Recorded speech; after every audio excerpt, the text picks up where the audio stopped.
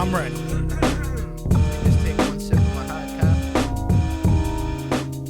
Coat the cords. Clear the Get ready to go. Because I am Franklin D. Cobesville. That's right. And you're here fireside with us. And by us, I mean the gentleman sitting across from me, the Paul Domitable Snowman, and myself, the human MapQuest.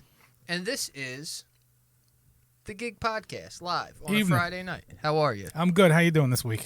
I'm doing good. I'm doing great. Yeah? I was annoyed all week. All right. Well, I was annoyed all afternoon. I was annoyed all evening. Let's jump in, find out what's under your skin. Let's go. But I'm not annoyed anymore because I'm in front of the microphone and I'm doing the podcast. There you go. I'm doing the gig. You know It's what I mean? therapy. This is the show must go on. Sure. You got to pretend that you're not pissed at. I don't even know what I'm pissed at. Well, if you're I've just been fucking if annoyed. If you're pretending, then you're still annoyed in the inside. So let's talk about it. I just think that my hormones are going crazy. Yeah. It's that week.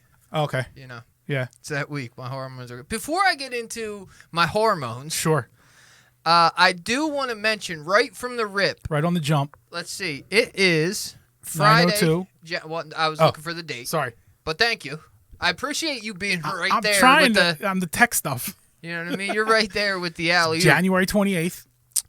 Which means 29, 30, 31st. Next Friday, we will begin broadcasting live from YouTube. Right. So we will drop the link, hopefully. Yeah. Drop, fingers crossed. Yeah, we will drop the link in the GiG Podcast page. So if you show up Friday, you should see how to get to us. If you don't, we're at www.thegigpodcast.net. Yeah, that should draw you over, and that should draw you right to the live because that should be the top piece when you get there. Yeah, should be. So we're trying to work that out because we've been having a little bit of success with YouTube this week. Right. So, so that's a good thing. What I do find kind of hilarious about YouTube. Okay. And I like it, right? Mm-hmm. Because I've been getting into trolling lately. Okay. 35 years of my life, I have done zero trolling. You've done more trolling than you realized. It's just it's more focused and obvious now. Like my assumption is you've always been kind of a sarcastic wise ass, and that's trolling. Yes. Like all the way through. Like if somebody's sitting there making comments and you're making snarky comments back, you're baiting them, you're trolling them. But now you're doing it to strangers, so you're more excited by it. Yeah, it's a little more lively. You don't care about hurting their feelings as much as you do the people in the room with you. Right. So now that like we're getting a little bit more action than regular on the YouTube, some of that action is hate. Well, yeah. So there's a part of me that welcomes a 50-50 mix. Sure. You know, like, because I would, just as much as I like doing our regular podcast, I would also love to fend off the hate and just, like I was shooting clay pigeons, just pick them out of the sky. Right. Bow. No, I think that makes sense. Also, sometimes in the right amount of dosage, the haters can give you direction without meaning to. Right. You know, your show sucks because of XYZ, and maybe those are things that we actually, we can adjust those things for you. Right. But, I also, if anybody wants to call in and argue why we're not good, I'm happy to argue back. Yeah. Anyone wants to call in and talk about anything. Knock yourselves out. We welcome phone calls. Do we have a Google number? 256 SWAT Pro. 256 SWAT Pro is the number to call. That way you don't have to get my real number, and it'll come right into my phone anyway. 256 SWAT Pro for all your questions. Oddly enough, that's the same number if you want production. You can call that number as well. Yeah, if you want to beat. You ever have a vodka dough? Is that anything like those alligator pears that I've heard so much about? Alligator? You fucking jerk. You picked it up right away. Killed the bit before it even went anywhere, huh? I'm sorry. What was I supposed to do? I don't know. I never heard them called alligator pears, but that's like a pretty... Where'd you pick that one up at? I'm sure that was like a bar trivia thing that I had to know to get points. You think it was like somewhere they really call them alligator pears? Let's not say what they actually are. And so if you're watching, you have and you can't figure out what an alligator pear is, so be it. Yeah, it was like a particular one that they gave, like a particular species of it that they gave the name to. Alligator pear. And it kind of stuck around. I've been eating a lot of alligator pears this week. One a day. Keeps the doctor away. Supposed to be good for you, yeah. Yeah. A little salt, a little pepper. I've been really tight on the diet and nutrition this week. Okay. And like locked it in. Right. And you got the air fryer now. And have seen no results. Nothing. Well, it's a week. I know, it's only a week, but also here's the thing, dude. I'm forcing it. This is forcing me to accept my own mortality in some facets. I haven't figured out how to accept mine yet, so I'm listening to your pointers. Because I'm the guy who could do 4 push-ups and I'm back in shape. Right. Right? Like I could not work out for a year. I do 4 push-ups real quick. Now I'm starting to get there. As much as I don't look like it, I'm pretty much the same way. If I can go to the gym for 2 weeks straight, you'll see all the development pops right out. Well, I'm not sure what you're doing then. I'm not going to the gym for 2 straight weeks. Okay, very well. So now that I can't do 4 push-ups and tighten it all back up like that, it's a little bit heartbreaking. Sure. I'm not sure, and I don't want to talk too much about it because we've already went over this on the last episode of the Tool Shed, right, which you could go back and watch at www.thegigpodcast.net. I'm not sure if I'm ever going to be the same again. I may be a changed man. Well, I mean, we'll find out in a few weeks. In all reality, like let's take the alcohol for example. Your tolerance and your recovery period for alcohol isn't like it was when you were 20. Like everything evolves and changes and gets worse. Yeah. So you just have to get a new approach. Yeah. Right? Or you got to get a whole much more testosterone in your body. Yeah. Well, that's where the juice comes in. Yeah. I'm going to have to do juice, I think. What we're saying, the TRT is what we're going to do? Yeah. Okay. I think tomorrow I'm going to have to do a hard reset. Okay. You know? Like a 1 day. I do that every now and then, like a 1 day full fast. And then start everything over again, just to give the body a chance to just clear out all the shit. Yeah. No pun intended. And when I wake up that next morning, my blood sugar's nice and low, and my body's just ready, and I can like add the right things in and get going. Yeah. Yeah. I think that's solid, but that's not exactly the lane I'm talking about with my hard reset. I was thinking more of like a psychological hard reset. It's going to be a snow day. I got nothing to do. I was going to eat a few shrooms. Oh, okay. I figured you were just going to act like you were locked up for the day and just kind of get back to your roots. I could. Sorry, guys, I can't come out of the room. That's coming, though, because Ramadan's coming in about 2 months. I think April 1st or something like that. Something around April. But I know that, you know, as we've discussed, you're not a man who's ever indulged in psilocybin, so you don't. I have not.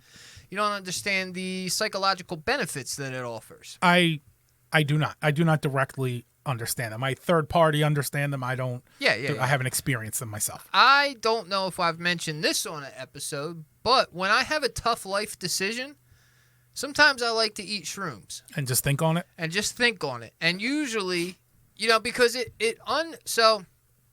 Last time I had him, I went out to a stand-up show. Right. With a buddy. You know, we were down in AC. We ate some, and we're down there hanging out. And the whole time, I was like, well, this is okay. But really, I think I want to be at home. Right? Okay.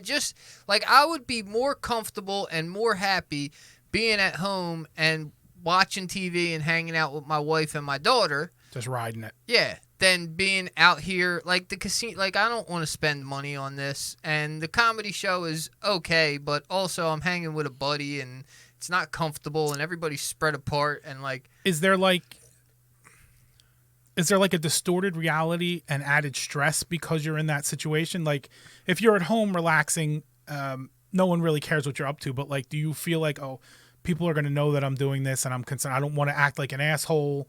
Accidentally, like does any of that stuff come into play? Or because I'm a professional. Okay. You know, so I don't think... You're tempered. Yeah, I don't think that anybody would even think twice about what my mental state was. Okay. I just think that, you know, it's fruity, but it's true, is that, like, I think psilocybin gets you a little bit more in touch with your spirit or your soul or whatever you want to call it. So...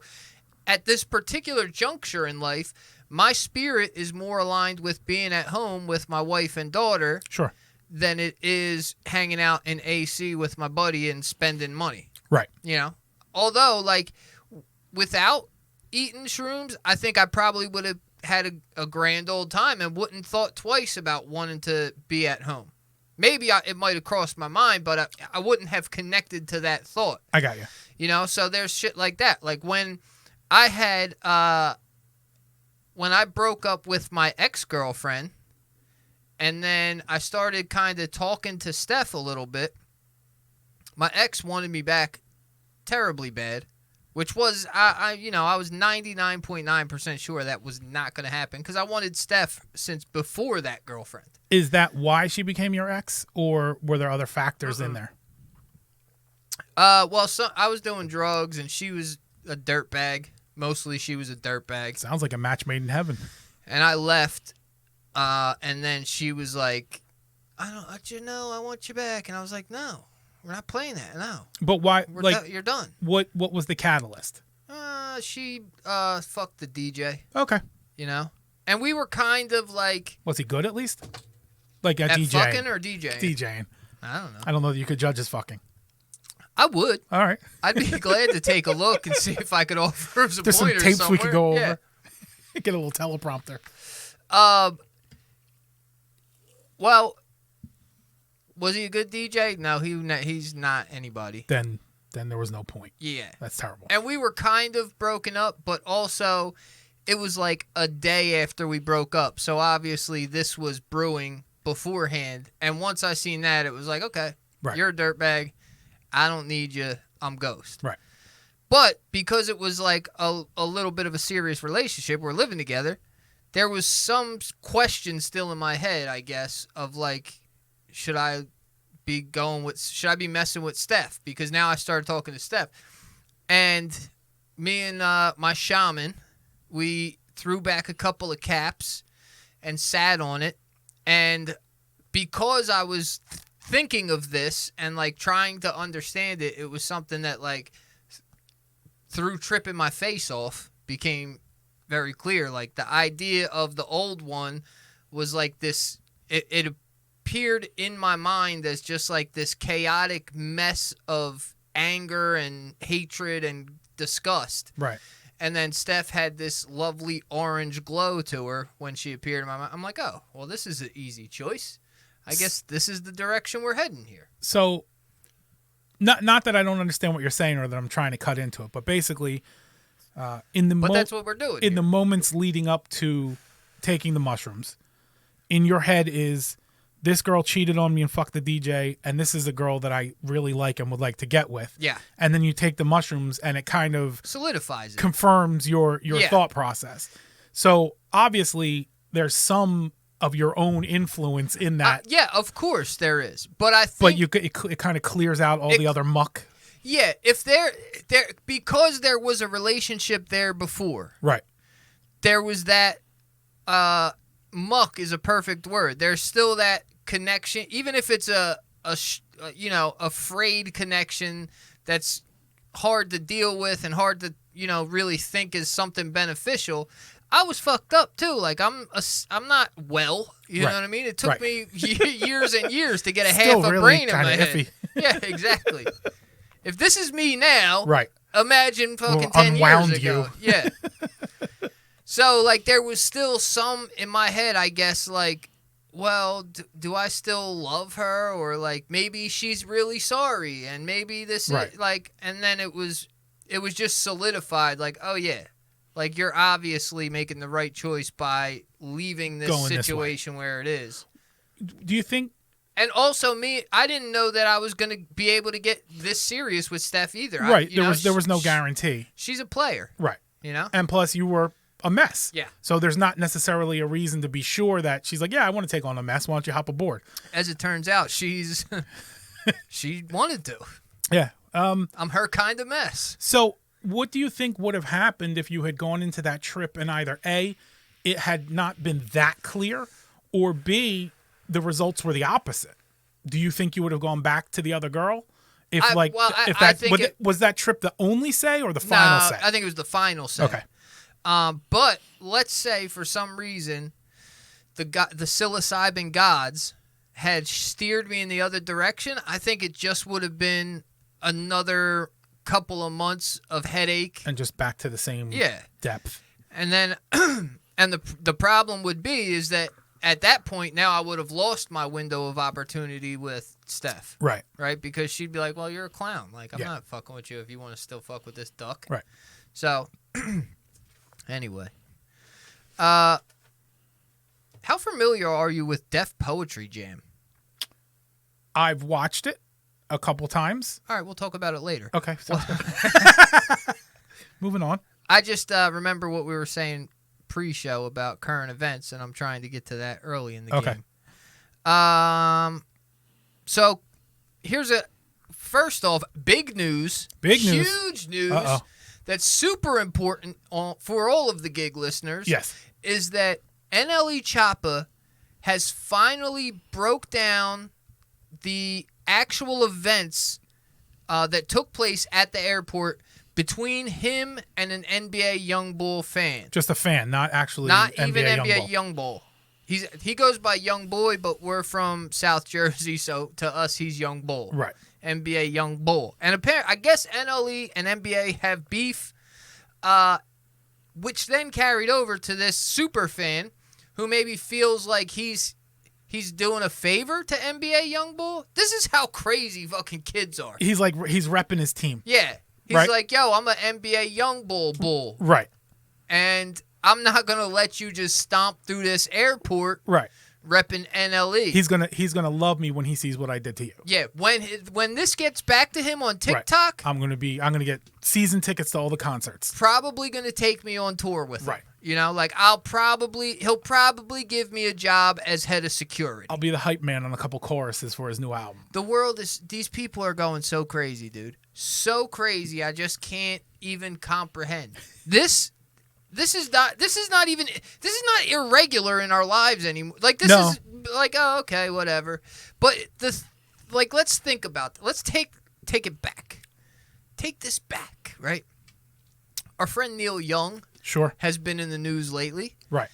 Let's say Neil Young and Tom Petty had a little bit of a quarrel. Well, let me throw this at you. Back in 77. Let me throw this at you because sometimes credited as the first beef record, he had beef with Lynyrd Skynyrd. And they talked a little bit of shit on him in one or two of their songs, throwing shade back at him. So let's use that because that actually existed. Yeah. So what was the beef record? In Sweet Home Alabama, they make some comments about him. I got to think of what it is, but like part of the verse is about him being kind of an asshole. Yeah. Because he had some like low respect for them because they were just Southern, twang guys. Right. Well, he's proven his assholery this week. He really put his foot in his mouth this week. That's for sure. Well, I don't know, but go ahead. Anyway, let's say, right? Imagine your pops or mine in 74. Right. Running up on Neil Young at the airport and going, yo, I'm with Lynyrd Skynyrd, dog, What's and up? You ain't shit. What's up now? What's good? You know what I mean? Canadian asshole. People would be like, this man's a lunatic. Right. Let's get him to a mental facility to get checked out. We need to put him somewhere. Yeah. But this is fucking par for the course. We're going crazy. The world is going crazy, and it just becomes more and more apparent every single day by the things that are happening, and we're becoming numb to crazy. I think so. I think well, I think a lot of things have gotten a lot better over time. And this gap has been left where people try to fill it with like popularity and clout. Yeah. And now it's a matter of everything is popularity and clout. It doesn't matter how it affects you personally. So I'm going to go punch NLE Choppa in the face, and the worst thing that's going to happen is everybody's going to know who I am, and that's all I wanted anyway. But we still don't know this guy's name. We just know he's Young Bull's Young Bull. Right. Not even. Yeah, he hasn't even dropped his mixtape yet, which is what I was assuming was going to happen. It's coming. It's got to come soon, right? I bet you if you type, I bet you can find it, right? I'm working on it. He's got to be a rapper. Because everybody's a rapper now, which is part of the reason I had to quit rapping. Yeah. You know me, bro. I try not to go with the... You're against the popular wave. Which is wild, right? So now the rest of the world's trying to get on popularity, right? Which makes me even more want to run this ship into the ground and go nowhere with the podcast because that's the thing to do. Good news. I don't know, dude. The way things are looking up this week. Your short clips are really getting it going. You know, I got like 3 or 4 new friends on YouTube, so we're pretty much killing it. Anyway, yeah, so that happened. Whatever. Neil Young put his foot in his mouth, right? I don't care either way. I think it's hilarious that he stood up to say, like, hey, like he was feeling himself a little bit too much. Now, Neil Young, there's not any reason that he shouldn't feel himself. He's a huge name in rock. Right. He's done a bunch of great songs, a bunch of wonderful things in the music genre that he's in. Sure. And it's cool. I respect him. He's got joints that I like. I'm into, you know? However, he got a little bit too big for his britches this week because he failed to realize that, like, he's not the same guy that he was back in 76, right? And said, hey, the story is, just for clarification, that he stepped up to Spotify and said, hey, if you don't take Rogan off of Spotify for the misinformation that he's spreading, well, then you could kiss me goodbye. I don't think it took Spotify 13 seconds to say goodbye, because you're coming at there. I don't think, and I don't know the stats, but I would assume there's not too many people who are top earners at Spotify like Rogan is. Like, he's probably, if he's not the top, he's at the top, without a doubt. And even if he wasn't, they invested $120 million in him. They're not going to cut him loose for a guy who gets 10 million listens a year, which is still a big number. Now, without arguing the actual discussion, Neil Young, part of his appeal is that he's a very principled person who's got a very particular set of political views. Yeah. So he's also not dumb. He's arrogant, but he's not dumb. Right. And he had to know he was going to lose that battle. Or he had to know there was a good chance he was going to lose that battle. Yeah. Right? So he stands up for what he believes in. He makes the papers all over the place. And then he gets knocked off of Spotify, which, if I understand correctly, still isn't a major source of income if you're getting 9 million plays a year. Yeah. So I don't necessarily think he's a fool for doing this, because I don't think he went into it thinking, I'm going to get Joe Rogan taken off the air with the little bit of clout that I'm carrying into this. Yeah. You think he had in his mind that this was going to get a little more juice? It was going to juice him up a little bit, maybe reinvigorate his career that's been dead for a while. Like, I think he knew what the gambit was, and I think he felt like there's no downside for me. Either I'm going to pick up some fans who feel like I feel, and maybe they'll listen to my back catalog, which means they're actually going to have to pay 99 cents per song now, or Spotify actually kicks Joe off the air, and then I'm like, I have that kind of power. People are going to start to pay more attention to me. So I don't think he loses in this, even though I understand why, you think he can't butt heads with Joe, and he had to know that. Yeah. It's hard for anybody, right? Yeah. Oh yeah. At this point, Rogan has turned himself into, and I think a lot of it was accidental. Like I listen to 1 out of every 20 episodes that he puts out because most of it is way too scientific and in-depth for me to care about. You're talking to a scientist or you're talking to somebody who wrote a book about something I don't care about. If you got a stand-up comedian on, I'm with you. Right. You got Snoop Dogg on, let's check it out. Sure. Right? Kanye. Yeah. No, not even. I didn't even do that one. No, you didn't do that one? I tried for a couple of minutes, but I don't care what Kanye's doing. Right. Again, if everybody else cares what Kanye's doing, I just have to not swim care. Away from it. I'm principled. I'm interested in Just Blaze. Call me Neil Young, baby, because I'm principled. Right. You know what I mean? And I'm standing on those principles. He's somehow accidentally built himself into this media figure that is known by everybody knows Rogan at this point. I don't think it was accidental, but I don't think he expected it to get be this to big. here. Yeah. Right. Because he comes into, he's doing the stand up, and then it moves him into hosting Fear Factor, which fine. It got him some attention. Then he moves into hosting or fight announcing for the UFC for free. Yeah. He's announcing for free, And he gets there right when the first big splash for the UFC comes in. Yeah. So now everybody knows Joe. Everybody loves him because even though he's somewhat knowledgeable in the sport, like he knows what he's Taekwondo black belt, so he knows all of that for sure. Some of the jiu-jitsu he knows a little bit, but not a lot. But when he's there, he sounds like I would sound if I was there watching the fight. He's excited. Right. He's a kid watching this fight from ringside, loving it. And that energy, that's going to attract people. Yeah. So now people are paying attention to him for 50, 60 pay-per-views. And then he jumps off and starts his little podcast where he starts out by bringing on different fighters. So he takes that audience, this male testosterone-laden audience, and immediately introduces them to some of their favorite fighters. And then you spawn it out from there. And it's just more people that like enforce like the macho male sort of image. Yeah. And everything just keeps trending upwards from the brilliant decision to work for free for a couple years. Yeah. But so I think there was a deliberate plan, but no, I don't. You don't get this far. You don't get this far without having some kind of plan or some kind of vision of it. But did he think that he would be? He never going head to head with Sanjay Gupta or Jordan Peterson He or whatever scientist. He thought he'd have a weekly battle with Bill Burr, and that would have been like the extent of it. And occasionally Carlos Mencia would call in to say he didn't used to steal jokes. Right. He had Mencia on at some point. Did he? Yeah, he like brought him back on, and Mencia's like, I don't know. I don't know the story of Mencia.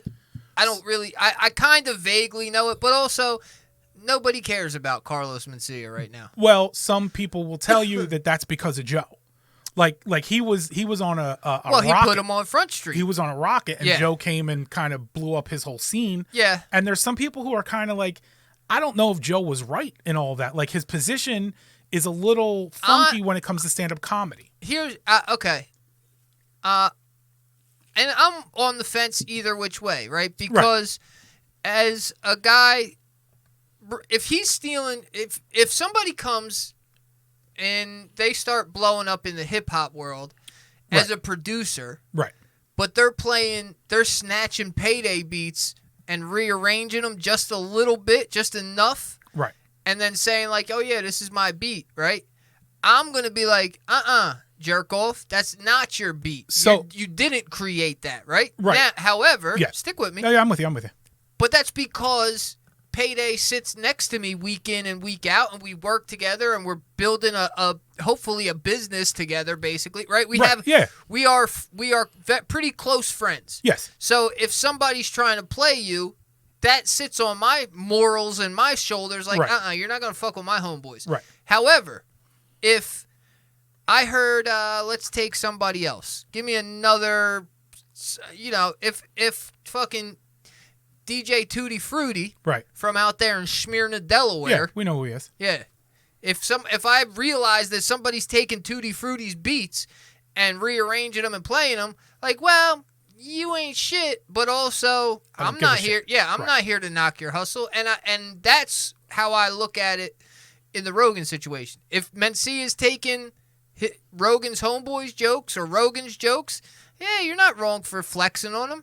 If it had nothing to do with you and it's like somebody, like, don't overstep your boundary. Right. Let the guy be a thief. Right. And let him get his own problems. And let him do his thing. Let him get paid off of being a thief. It has nothing to do with you. So that's one way it goes down is there he's stealing someone else's jokes. Yeah. But there's another sort of look at it, especially when it comes to comedy, but I'll use your DJ example. So back in the day, when everything wasn't digital and at your fingertips, producers and DJs would get into these things called record pools. And basically it was like a Columbia House type of situation, but they would try to mail you like rare records, like things that you probably couldn't get your hands on. Something you could sample. But everybody would get the same 10 records. Yeah. So if me and another producer get the same records and we both decide that the same thing is good to sample, we're not biting off of each other. One of us may do it better. But so with the comedy, especially if you're doing observational comedy, you're doing a joke about, something, and I live in the same area as you and I keep the same hours as you, there's a chance that I'm going to do the same joke pretty close to what you're doing. Yeah. And that's what some of the other comedians will tell you. That's why Joe was wrong, is that Carlos wasn't. Who has said that? I've watched all the documentaries. This is a payday fact. No, if you can't tell me a comedian that said Mencia wasn't necessarily wrong, then I can't accept the argument. Well, I can source it if you want me to, but I'm having trouble pulling on my memory from 15 years ago. I know. You're having trouble sourcing it.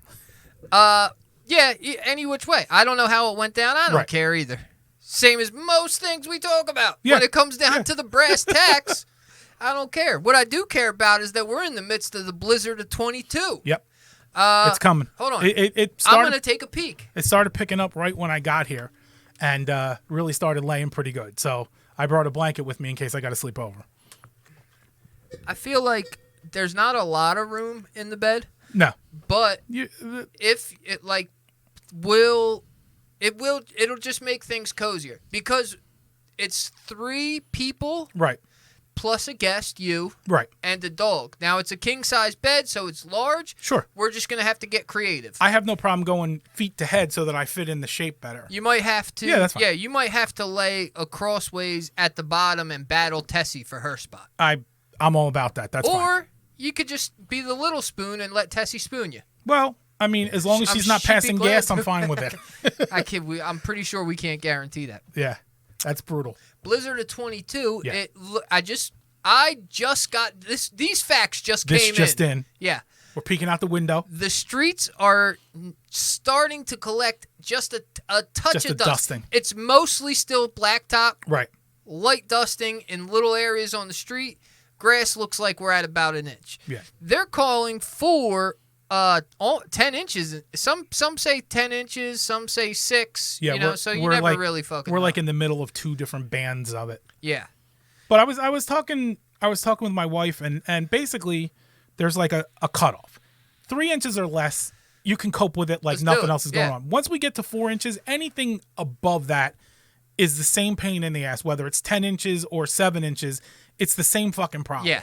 So, be prepared for more than 4 is one thing and be prepared for less than 4 is the other. But then you get to the next level, which is like over 12. Yeah. And that's a wild pain in the ass because now you got snow for the next 3 weeks. No, it's supposed to be like 55 next week. Yeah, that's true. It'll melt soon. And all there'll be left is the piles at the mall parking lot. Yeah, I have an outdoor job next week, so I'm hoping I might have to push it one more day to make sure all the snow gets out the way. But it's all a headache to me. I like it when it's coming down. Right. Like, I like to be outside. There is a nice ambiance that comes with the snow falling, and it's like it's insulation, right? So everything's a little bit quieter. Yeah. If you've ever walked through the woods in the midst of a snowstorm, you have been at the spot where you could find absolute peace. Whether you found it or not, I don't know. Yeah. But I have had situations where I was out in nature in a snowstorm and just sat, and it's the most peaceful that things ever are because you can't hear there's no noise pollution. Right. It's beautiful. When the snow's heavy enough, like 2 a.m. on a street with a street light, and just the occasional car crunching by over the snow. You're right. It's the most peaceful thing that there is. Yeah. The only thing I find more peaceful is when I'm underwater swimming. That's pretty good. Yeah. This is part of the reason that I plan on a hard reset tomorrow, because snow day. It's the day. Tripping, hanging out with the girls. It all makes sense. It's gonna be it, or it could go terribly wrong, and I could think that my daughter is a snow monster. Your snowman's gonna have 9 heads. I don't know. My daughter is the abominable snow midget. You know what I mean? You never know. You gotta start throwing ice at her. You never know what it could be.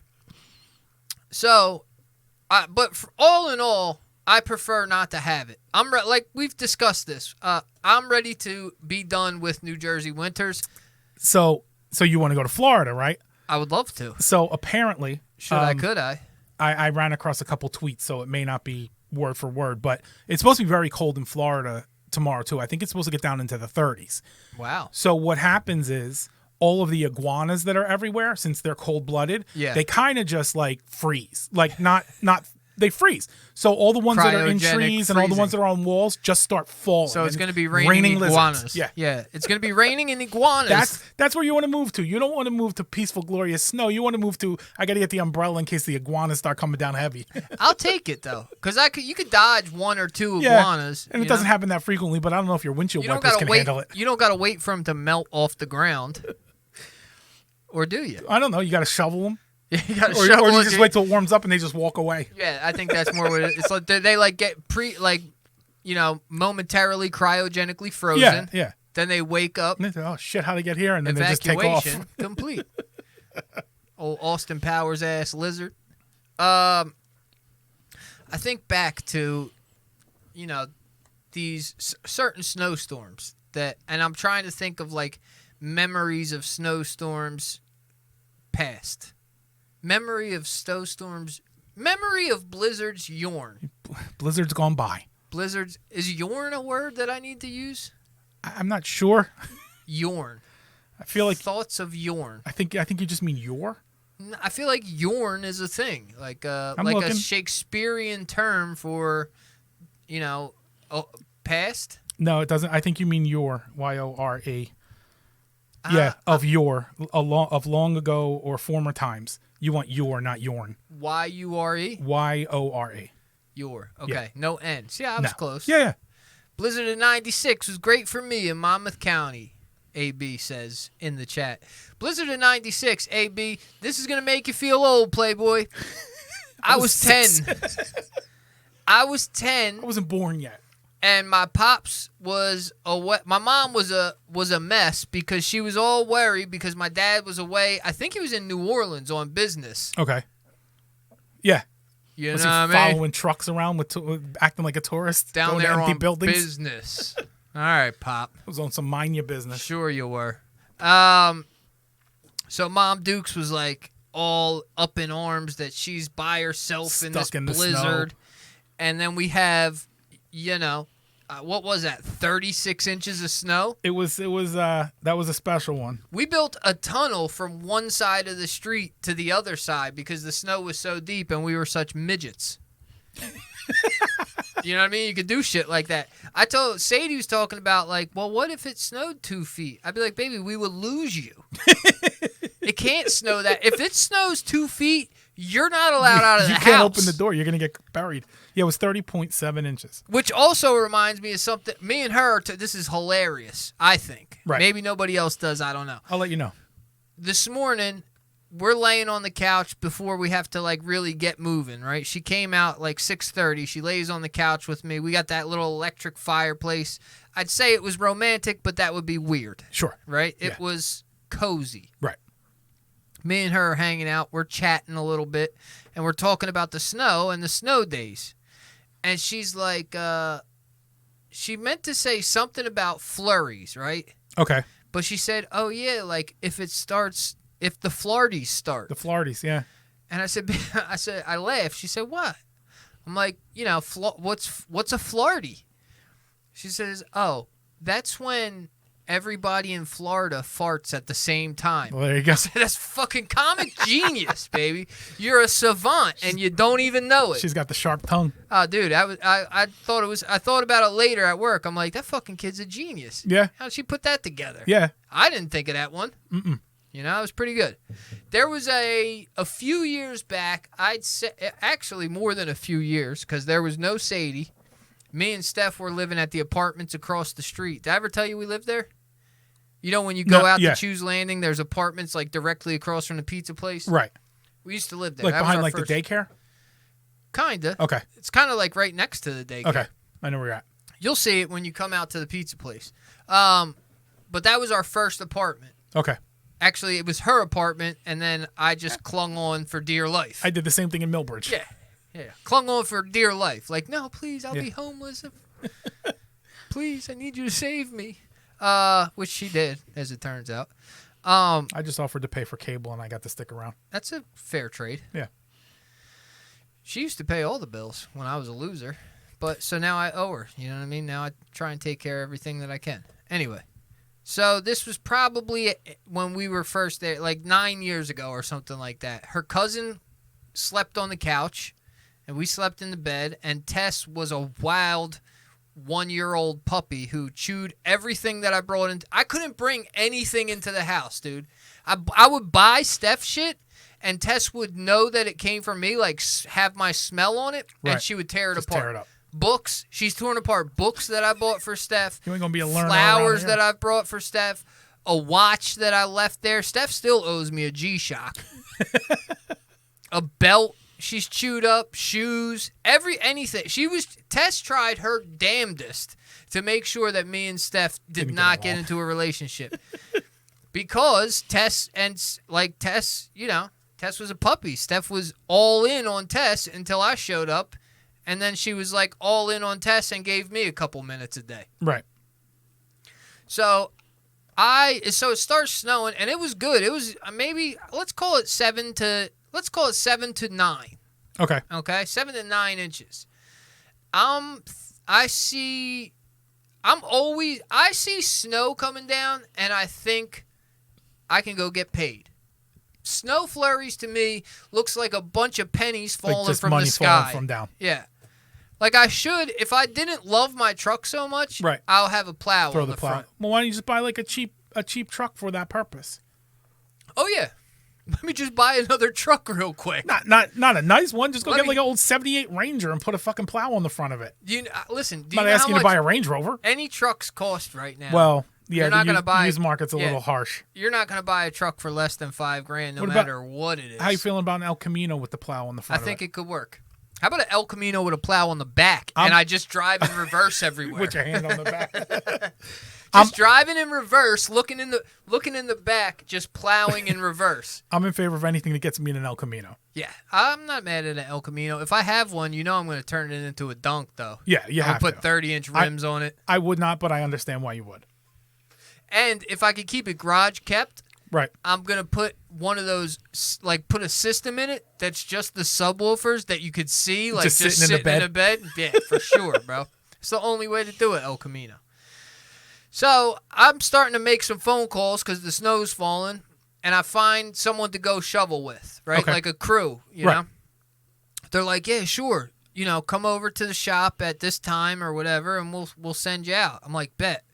They're like, do you know any other guys? Because landscape companies, when the snow falls, if you don't have work and snow is falling, just start calling landscape companies. Call Lipinski. They got something for you. They're going to give you hours of work, and they're going to pay. At the time, I think it was like $15 an hour they were giving me. Right. They're giving everybody $15 an hour to shovel snow. Yeah. I'm like, all right, great, I'm on it, right? So they asked me if we got another guy. I'm like, oh, yeah. As a matter of fact, I do.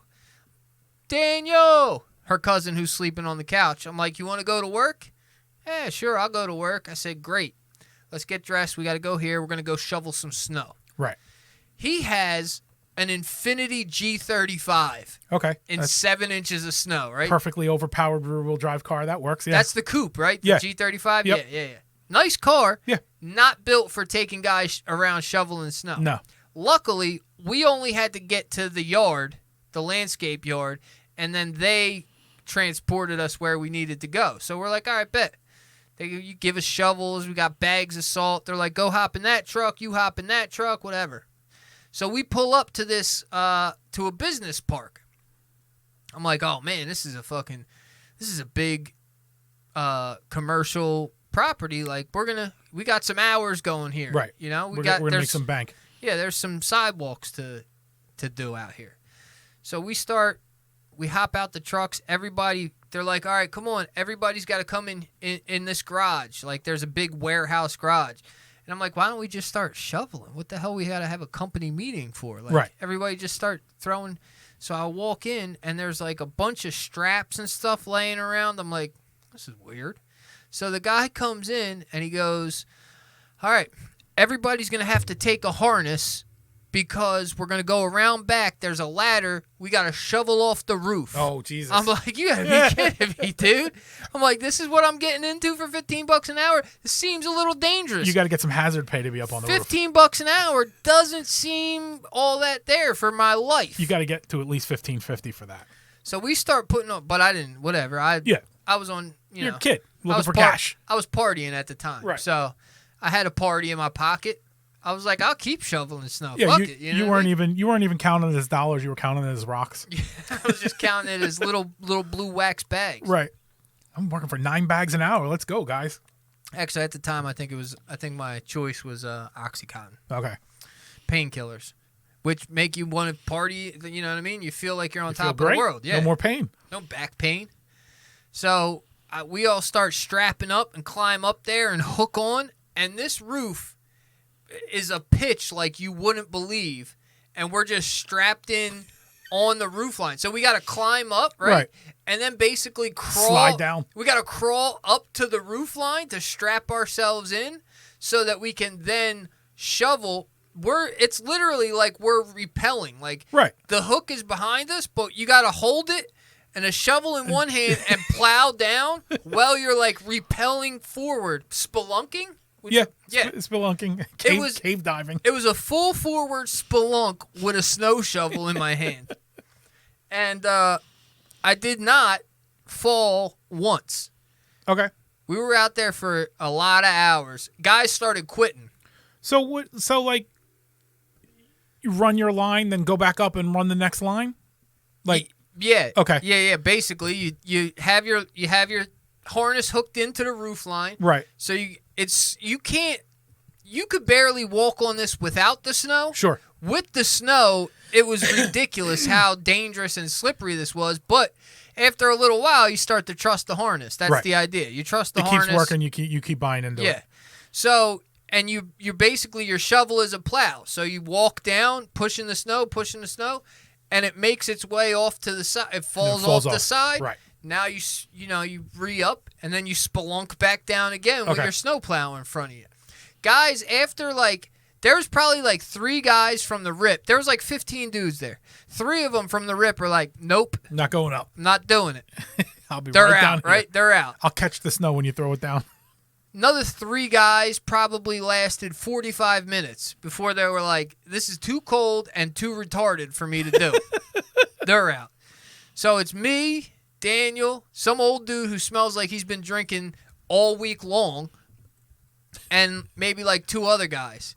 Another hour in, we're about halfway done one side of... We're 25% done the whole roof, and the other 2 quit on us. So now it's me, the drunk dude, and Daniel. Daniel probably wanted to quit, but he couldn't because he wasn't going to bitch out next to me if I'm still going. And the drunk dude was on the same page as me, like, shit, I'm up here partying. You know what I mean? If I'm getting paid to party up on the roof, I might as well keep going. So we get probably, it must have been 5 hours. We started mid-afternoon, and it was well past dark by the time that we decided that we were going to call it a wrap. And we only got almost one half of the whole roof done. How big was this building? Huge, dude. Huge. But also you got to think, you're moving really slow. You're moving slow, and you're only getting a shovel's wide track at a time. If you got 7 inches, you're pushing 3 or 4 feet. Right. And then you got to flick it forward. I forgot that part. You got to keep chasing it. Because you got 7 inches of snow, so you can push it a couple feet, flick it. Push it another couple feet, flick it. Then when you get to the end of the roof line, now you got 3 feet wide of snow that's also 3 feet high, and you got to kick that whole thing down and try and work that down. So it was a hassle, bro. It was really a hassle. There was another time that with the similar situation, right? It's snowing. No, it had snowed this morning. Now we've discussed my favorite company that I've ever worked for, Carl Purcell. The Wawa guys. Yeah, CRP. Right. Real solid guys. Care about their guys a whole lot. Yeah. Religious, too, right? Religious guys. Got God in their back pocket. That's why they care about everybody. Exactly. Very loving. Yeah. They wanted to make sure you were safe, paid well, and not overworked. Pensions for everybody, 40 hours, and then you cut loose, or you work double time. They knew that we were family, man, and they made sure that... It's all your family. On Sundays. Right. Afternoons. For pasta dinner. For a few hours. Yeah, they made sure to give you a few hours on Sunday with your family. Yeah. That's all you can expect. And that was only if you wanted it. They gladly took you Sunday. Right. If you didn't ask, they wouldn't schedule you off. Yeah, you got to ask for days off there. Otherwise, they just assume you're going to work. Right. So it snowed in the morning, maybe 2 inches. Not much, right? Where we're thinking to ourselves, Well, we're working exterior. They're going to send us home. I got 2 stories about these jerk-offs. The first one relates to the roof thing. Okay. So there's like 2 inches on the ground, and we're like, what are we going to do up there? Right? Like, there's snow on the roof. We're supposed to be working exterior. I got no idea what they think we're going to do. So they're like, oh, no, we're going to the site. I'm like, all right, whatever, we're going to the site. We get to the site, and they're like, all right, you, and you, put your harnesses on. You got to go up on the roof. Hit the roofs. I'm like, we going to shovel it off? They're like, nah, it's only like 1 inch of snow. You'll be okay. Just going to build. I'm like, what? So I'm like questionable about it, but also, oh, whatever, dude. It's my job. I got to do what I got to do. Right. So I get up there. I'm harnessed in. I get up to the roof line, hook myself on, and start working. And I don't even remember what we were working on. All I remember was at some point, I'm trying to be super careful because I know this is dangerous. Yeah. And we're all kind of trying to send word up to our supervisor for him to, like, talk to the big guy and say, like, look, it's not safe for these guys to be up there. Everybody's bitching. Right. Like, yo, this is crazy, dude. We shouldn't be up there. Yeah. And our supervisor's like, yeah, I know, but he was too bitch-made to tell his supervisor. What are we going to do, yell at Carl about it? Well, nobody talked to Carl. Carl would just show up on site looking angry. What a clown. Bro, they were such clowns. Carl and Scott, whatever his name is, who was in charge of the carpenters, was like such a clown. They're like these dudes who, like, I don't know, dude. I just don't get being such a clown. It doesn't make sense to me. For Carl, it worked out because he's like a multimillionaire. Right. For this dude, Scott, he's just Carl's bitch. So he can't be making more than, maybe $1,500 a week. Nice paycheck. Sure. For sure, without a doubt. But also, like, you're somebody else's bitch for $1,500 a week. You couldn't pay me that to be someone's bitch. Yeah, but he wasn't on the roof. He wasn't. He was sending us to be the That's asshole. Right. Who's bitch really? Well, I'm out here getting it for myself now because I ain't built for that. Right. I ain't built for doing work for someone else. Which we could talk about that being the situation this week as part of why I'm so pissed off. But save that for hour 2. How far are we from hour 2? We are pretty close. Okay. Also, we want to get you out of here. I don't want to keep you too late tonight. Look, we're going to cross over at a certain point where it's going to get cold, and then it's not going to matter. I'm either driving home in 2 inches of snow and ice or 1 inch of snow and ice. I'm still driving home on the ice. Fair enough. I'm willing to risk it, though. So I'm up there on the harnessed in and trying to be super careful. There was no like, hey, let's clear the roof off so you guys could work. It's just the same as it always is at CRP, which is just go, go, go, go, luck, go, God go, bless. go, Hurry go, up. go. Right? Go make money for us. Go line Carl's pockets, goddammit. Right. And we will give you a few peanuts so that we make sure your daughter can eat chicken nuggets. Right. Not the much frozen kind, though, not the McDonald's nothing kind. More. Yeah, nothing fancy. Only you and your family will make enough money to live off of chicken nuggets and white rice. Oh. At least you get the bleached rice. That's nice. Yeah. So I'm up there being super careful, and just out of nowhere, I slip. And I fall, I slip, and there was nowhere to grab or nothing. What in particular, what sort of work were you doing? I don't remember what we were doing. I just remember being up on the ridge of the roof. Okay. And we were tied into the ridge. Right. So I'm like walking from one spot to the other, and just because it's full of snow, I slip and fall and just start falling down the roof. My harness finally catches me and like swings me. So now if you're on the ground looking up at the roof, there's a giant smiley face there from where I'm swinging back and forth, dragging through moving the snow. I came down like, no, I'm done, dude. No way. I'm not doing that. Luckily I had my harness, but it's fucking crazy that you even have us up there trying to do that. Oh, yeah, I know, but, Scott's in my ass. Like, oh, fuck Scott. The next day, maybe within the next week sometime, Scott pulled me to the side asking me why I didn't show up for a company meeting. And then a few days later, I was laid off because they almost killed me. Right. Fuck them. It cost them money. They're a bunch of jerk-offs. I seen Scott. I always said I was gonna. If I ever saw Scott, I would love to see Scott because I would just clown him. Right. And I saw him at Depot not that long ago, and my blood started boiling. I'm like, oh, I'm like, you know what? I'm not gonna do that. I'm just gonna pretend I don't see him. Were you at your Home Depot? Were you the Admiral? I was at. I don't remember what Depot was at, honestly. But I saw him, and I was like, you know, I should tell him but I wasn't with anybody to help me clown him either. Right. So I would have just been clowning just him you for and myself. Him bickering. Yeah. Like if I'm with somebody, then at least I can make him feel like a peon. Right. Get somebody to laugh at it. Like, yo, look at this fuck. You'll never believe what kind of jerk off this guy is. Been in the game for 30 years, still somebody's bitch. Right. Still working for somebody, making fucking peanuts. But there was nobody there for me to clown him with, so I just let him live. Another time that made me really love those guys, we're down in Sea Isle working on another Wawa. Sure. Sea Isle, Ocean City, one or the other. Sure. They're the same thing. Yeah. In the middle of winter, and we're out there. They want us working exterior. We're doing something on exterior. It starts sleeting. Mm-hmm. Sleet, freezing rain, all that. Regular rain. It had a little bit of everything. A couple of hail balls. I even think iguana. I think an iguana fell from the sky on us. Florida.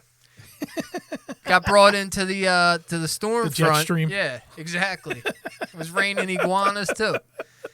And we're soaked. The whole crew, we're soaked from head to toe. And it's maybe 19 degrees outside. Nobody can feel their hands. We're like just dying of cold and wetness. And they're like, we're like, yo, like, we're dying out here. Like, come on, dude, let us at least work inside. They're like, there's nothing going on inside for you guys because the concrete guys are in there, the electricians are there, the plumbers are there. We can't have you all inside. You guys got to work on the outside. I'm like, right. Yeah, except we can't feel our hands. Our fingers are frozen. And nothing is getting done. So I guess our supervisor, Matt, at some point bitched enough to Scott where he was like, you know what? You guys go take an early lunch. Hopefully the weather clears up after lunch. So we're sitting at the little pizza shop next door, all just trying to get dry and warm, which wasn't happening. We sat there for about a half hour eating lunch thinking like, oh, well, maybe he's just going to let us sit here until it stops raining or sleeting. Calms down a little bit, yeah. And then he's going to put us back on the exterior. He came in like a whirlwind a half hour later. 59 minutes, let's go. Yo, guys, what do you... No, it was a half-hour piece. 29 minutes. Yeah, no way they were giving us an hour lunch at Purcell. He was like, yo, what are you guys doing? You know what I mean? You had lunch, you're done, you're all sitting here doing nothing. Like, fuck you, dude. You're chilling inside. You know what I mean? You're dry and warm chilling inside while we're a bunch of assholes out here on a lift turning into icicles. Like, dude, fuck you. That was the worst company to work for. The worst. I would never, ever, ever recommend somebody go. I don't care how hungry you and your family are. Right. Go somewhere else first. So that's the behavior he gets to present because there's just people lining up to work for him because there's so few jobs that will hire under certain conditions. Yeah, they hire anybody. Yeah. You know? And it's like, oh man, they just suck, dude. That was the worst company to work for. The one thing that they did that I'll give credit where it's due is they paid for full benefits for a guy. After 90 or 60 or whatever days. The probation period. Yeah, you got full benefits. You didn't have to pay into them or anything. They just took care. They paid it for you. Isn't that the deal with being, or are they not union? Isn't that the deal with being in a union? They're not union. Okay. Nah, they're stealing union work. Okay. But they're not union. They're not union. And I wouldn't doubt that Purcell is probably getting paid union wages. Like, he's probably getting paid $50 an hour per guy. Now he's paying those guys $17 an hour instead of the 50. The union, that wouldn't happen. The union has some benefits, but also like take the rat down and go find a job for yourself if you're mad. Like that shit bugs the hell out of me when they blow the rat up to fuck with another guy's hustle. Like another company, there was one on Clementon Blackwood Clementon. Yeah, I mean, I know what you're talking about. I'm trying to decide. Like there's a purpose to it. Like there's a valid purpose to it. Well, okay, so go ahead and give me the purpose, and I'm going to try and tear it down because I think it should be easy. So ideally, it's kind of been shown, and unions aren't angels; they're not flawless in any of this. But it's been shown that when unions are strong, employees are treated better, they're paid better, everything is better. Yeah. Right? You get your yearly raises, you get a little bit of protection from the higher ups in your own company, so they can't fucking put you on a roof in the snow and tell you good luck, son. So there's a big value to them, and the way you break them is by not hiring unions, right? And make them less valuable because they have less real estate that they're working on. So putting that rat up and trying to defend the existence of the union itself, it's got validity to it. You want the union to exist. Now, is there corruption in the union? Abso-fucking-lutely. Is that a problem? Yes, it is. But at its core, before the 80s, when unions were really strong and powerful, we made a lot of money. We made a lot of things in this country, and things were generally better. Yeah. And then we started breaking unions and breaking them up, and things got worse, especially for like the middle level employees. Yeah. So them saying, no, we don't want you to build here if you're not going to build a union shop. Right. It's got a validity beyond just greed, and we want to do every job in the town. Here's where the problem comes in with it. I understand that side of like them saying like, hey, you're not treating your workers with respect. We don't want you building here if you're not treating your workers with respect. Here's the problem. It takes an arm and a leg to get into a union. If you don't know a guy in the union, like there's no way. Most every guy I know who's in construction has at least some point tried to get into some union somewhere. Right. But if you don't have an in that union, you're shit out of luck. Right. Like they're not taking me in a union. Yeah. One, I don't know anybody in a union. Two, right now I'm not going to come in as an apprentice, so they're not trying to bring me in as a middle guy. There's already journeyman and foreman and all that. They're not giving up the spots for that. Right. So.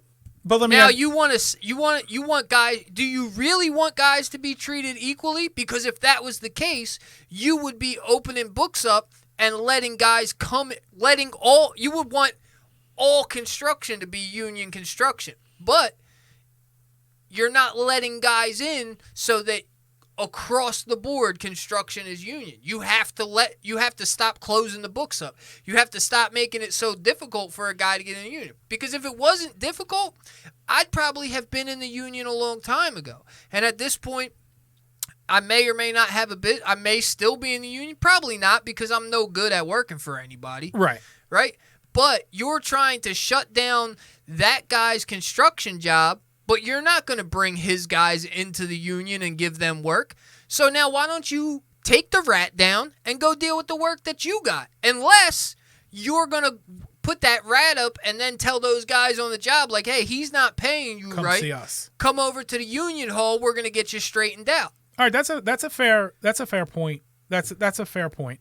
And I know the unions are very much an exclusive club. I have a relative who became a pretty high up person at Bell, and at the time when they were trying to get in, Bell their union was strictly Irish guys from Philly. Yeah, and he was neither of those things. Yeah, so he had to basically kick down every door he could until somebody finally gave him a shot to work. Yeah, and he was a good enough worker to be earned his way in. Yeah, so yeah, I understand that if you're going to shut down the job site and send these people packing, you got to be able to pick up the pieces for them too. That's a very fair point. I'm all for. Mark this time, too. I'm going to jot this down. I'm all for the union. The guys who are in the union who are getting paid, that's great, and I'm happy that you got that spot. But you can't be mad at the guys who are non-union if you are making it hard to get in. Because there's guys who are fully capable and probably work harder than half the guys in the union, but they can't get in because they don't got an uncle who worked there. So now you're bitching at those dudes and you're trying to shut down a job site, but you're not willing to offer a spot to make that job site fair and equal pay. So are you really shutting down the job site because you want fair and equal pay for the guys, or are the guys up top just pissed off that they didn't get that job? They didn't get the job. So then they put the rat up and send a bunch of goofballs out there who don't got something better to do. Right. Go do something better. And if the best thing you have to do is sit with a rat next to the road, why don't you go start your own shit and then go make your earning possibility endless like the rest of us do when you won't let us in? Right. Yeah. No, I'm Clip it. Yeah, I'm with you. I'm with you. I'm with you. I see your point. They're trying to hurt the owner, but they're going to hurt the employees by proxy, and that's who they're at least acting as if they're trying to look out for in the first place. Listen, really, they're not hurting anybody. Right.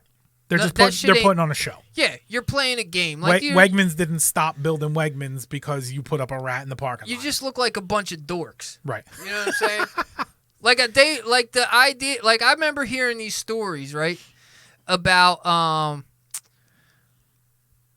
AB's talking about knowing guys. Yeah, I would fully believe that AB works harder than most of the union guys. I'm surprised AB isn't union because I know he deals with the stagehands. I would have thought that he at least had a foot in over there, but I guess not. I guess, it just proves that you can't get in no matter how hard you work or how good you are at your job. That has nothing to do with a goddamn thing. I remember hearing stories when I first got into the trade business about guys who were, what would they call them? Like line breakers or union busters, or like the guys who weren't scared to like go walk through a union picket line to go to work, right? And these guys were like these, like for the stories that were told to me, like these were the toughest of the tough dudes because the union dudes were like bound to beat you up if you walked past the rat, right? So these dudes would walk in like, what's good? You know what I mean? What's up? We're going to work. Do you want to talk about it, or you want to let us fucking walk through here and go to work? Right. And then sometimes they raised a ruckus and got into some fisticuffs, and sometimes the dudes were, like, hey, man, we're just here standing next to the rat. Right. I have not seen a rat up with a group of dudes who I would be scared to walk through in my entire existence. It's always a bunch of 80-year-old dudes who are on their last leg. Well, that's the right guy to put there, though, isn't it? Like, if you're trying to make a statement and you don't really want to get into fisticuffs because you don't want your bad name out there, and you got these guys who basically have aged out of being able to work anyway, but they're still part of the union, those are the guys you want to send. You don't want to send husky workers there because you want them doing work. Yeah, that's true, but also... Come on, old man, move out the way. Yeah, Pops, you got yours. Leave me alone. You don't really want this. You don't and I've worked on some crews of some stone cold degenerates. Yeah. So let them put a rat up out front at one of the job sites I'm on with Ricky Mitchell and fucking whippets in it. Yeah, go ahead. Let me go get my crew that looks like a bunch of ex-convict cage fighters. Looks like. And let's discuss your union benefits and why we shouldn't be here. How's your dental? Matter of fact, why don't you meet us over by the dumpster and we could talk about it where nobody's there to interrupt the conversation. That way we can talk like gentlemen. Yeah. I don't know, man. I'm not mad at the union, honestly. Whatever. If you could get into the union and you could get that pay and you could get the security for yourself and your family, I'm all for it. If the union called you up tomorrow and they were like, hey. No. Come on in. You can come in at whatever you like. You can come in whatever you feel your current level should be, and we won't ask you any questions. Come on in. Would you go? I don't think that I don't know that I could, man. I think that I'm too much of an arrogant, self-righteous asshole. Okay. To be like, all right, I'm going to put my business away and go work for somebody else. Now, you're putting $150,000 a year on the table. I'm gonna have to do some serious thinking about it. We want you to come in as you are now. You don't have to start over. And we have a 7-year plan to make you the union leader in our particular union. Well, I'd be a great union leader. Okay. I'd be union great. Leader or governor. I'd be great at sitting at the desk and pointing my finger and telling guys what needs to be done and making backroom deals. I'd be good at that. You think you'd have a softer touch, or you think you would just get sucked right into the jet stream? What do you mean? Like like as far as your idea, like you're saying, like if we're gonna go sit on that guy's lot, we got to offer every single one of those guys apprenticeships. Yeah. Like, do you think that would be your thing, or you think you would just sit in there and go, you know what, everything's been working fine, my paycheck keeps clearing, so you guys just do whatever the fuck you've been doing? I think as much of a arrogant, self-righteous asshole that I am, I think I also am Neil Young, and I stand on my morals. Stand on your principles. So if my moral is that we're not going to go on any job site to shut it down unless we're offering the laborers a book, right, then I'm going to stick with that. Because there's no benefit to it. Right. What's the benefit of... Just, you're basically, it's a turf war at that point. Yeah. Like you said, you're putting on a show. Yeah. Here's the show. Hey, the union's right. mad Don't forget at about you. us. We're mad at you. Like, I don't give a fuck if you're mad at me. But, yeah, it's hard for me to ever consider taking a position working underneath of somebody because it's just not good for my mental well-being. Right. Conforming doesn't seem to be your forte. No. And regardless of the paycheck, let's say it's all right, let's say the union says, hey, in 5 years, you're going to be union leader. You're going to be making $300,000 a year. Right. I'm going to take it.